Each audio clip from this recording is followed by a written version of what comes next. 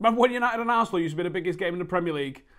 It's not anymore, is it? It's the United versus Arsenal preview. This video is sponsored by BetBull, and we'll get into my ACCA a little bit later on. So this could be the last time that we see Manchester United line up against Arsene Wenger's Arsenal. Well, it should be the last time that we see him line up against Arsene Wenger's Arsenal, but it might not be the last time that we see Arsene Wenger. Now, for me, United and Arsenal, Fergie versus Wenger was absolutely peak Premier League. That was what it was all about. The hatred, two absolutely stonking teams going head-to-head for Premier Leagues. But that was a long time ago. Since then, Arsenal have become a circus. Sir Alex Ferguson has left Manchester United, and do you know what? It's a bit of a sad indictment on both teams that this match isn't for trophies. It's not going to decide a league. And even if Arsenal lose or win or draw or no matter what happens, they will be sixth. This match used to be such a massive Premier League game that it's just sad, isn't it, that this is the way it's come. And I don't know how many of the players are able to get up for this. I'm hoping that there's some fight left in Arsene Wenger for him to really go into this game and give us that sort of spectacle that we're used to seeing when Manchester United and Arsenal are the two names on the team sheet. But enough about the sentiment. Let's find out what Arsenal do well, what United do well, and who's going to win this match. So Arsenal are a possession-based side, 21,000 passes this season, only second to Manchester City and that sort of thing. The possession they enjoy is generally held in the defence and in just into midfield, and they like to knock it side to side and probe. They like to look for defences to make errors against them. When they do break, they break with speed, especially since the signing of Aubameyang and Mkhitaryan, and when they get the ball into feet with them forwards with the midfield that they've got, which can find players pretty much anywhere on the pitch. It's a wonderfully passing midfield. Expect their forwards to start coming inside and operating in between the defence and midfield rather than getting to the byline and putting crosses into the box like you would expect a traditional English side to do.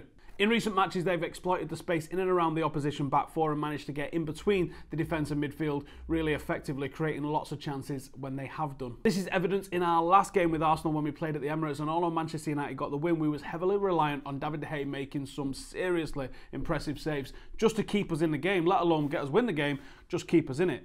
And I think I know why, or at least one of the reasons why. So Paul Pogba is the player that I'm going to highlight here. Paul Pogba's positioning in that game was dreadful. Let's have a look at these clips. So as you can see from this first clip, Arsenal got the ball over on the right-hand side, highlighted Pogba there in the centre. Watch for when the ball comes in. Pogba's not looked over his shoulder. He hasn't spotted Ozil in acres of space. When the ball eventually comes in for Ozil, he's got a free shot off. No challenge. Similar sort of situation here. Dead ball comes in. We'll highlight Pogba in the centre right there. He's at the front of this little bit of a crowded area. The ball comes in. It misses Pogba. It goes behind him. And then he just stands there ball watching. He's not alert to the threats that's still around him. He's probably expecting the ball to go out at this stage. But the ball stays in. The ball is still alive. And the threat is behind him and around him. He hasn't looked around once. Only starts to move once the ball comes back into play around him. He could have been preventing errors all over the place here. And this is the one that arguably might have cost us. So you can see Ramsey is tight with Pogba right there. Pogba's keeping his head on a swivel. He's looking round. He sees him. Ramsey's got away from him there, but Pogba manages to close him down and forces him to make a pass. Stays nice and tight. Ramsey then goes in behind. Pogba's watching the ball a little bit, but he keeps checking his shoulder. He keeps an eye on Ramsey, and he stays tight to him. Only when the ball comes back into the box does Pogba forget his duties, stop looking around, and Ramsey gets away from him. Check this out here. So Ramsey starts to make a move. Pogba's not seen it. Ramsey comes in, manages to hook the ball back brilliantly, and Arsenal managed to get a goal back. This has been a problem for Manchester United, and this is one of the reasons that I don't think Paul Pogba can play in a midfield two.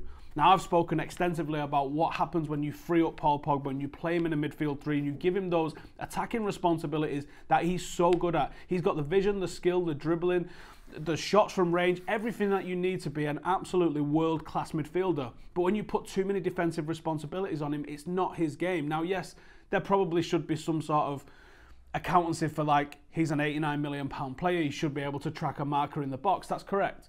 But when you put too much defensive responsibility on him, he's shooting himself in the foot. It's just not what he's good at. So United need to play a midfield three this weekend, as we've seen so many times this year. When United pack that midfield, we're excellent, and it frees up Paul Pogba to do the things that he's actually at the club for and he's actually rated at £89 million for, and that's moving the ball forward. So let's have a look at what Manchester United do well then. So in the big games, Manchester United have been pretty successful in 2018. Barring the defeat against Spurs, that was avenged at Wembley last weekend, United have beaten all of our top six rivals, apart from Arsenal, who visit Old Trafford this weekend.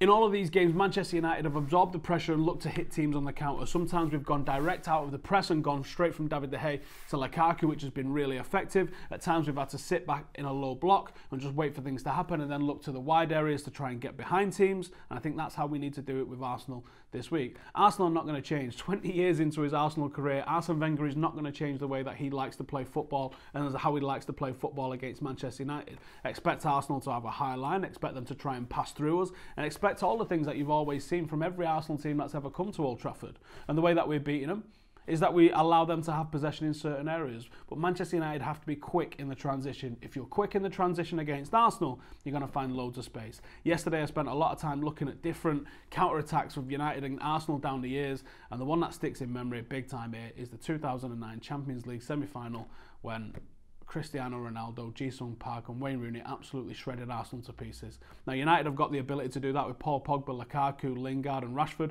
all day long. But we have to be quick, we can't dilly on the ball, we have to get it in and behind this Arsenal defence with just pace. You get it in there, we've got the pace to get behind them, to turn them around and to get onto that ball. We need to be doing that again. This is the way that you beat Arsenal. They're going to come in, they're going to try and play football against you. This isn't the Petit and Vieira era. They're not going to try and outmuscle you in midfield. And if they do, they're going to lose because they don't have that sort of power that Manchester United have got. So United need to play football on the floor, transition through defence into attack a lot faster than we have been doing, and United are going to take this game easily. So my 3 keys to victory for Manchester United this weekend then is to pack the midfield. Midfield three is going to prevent the sort of errors that we saw against Arsenal at the Emirates. Second one is going to be pace in behind the Arsenal back line.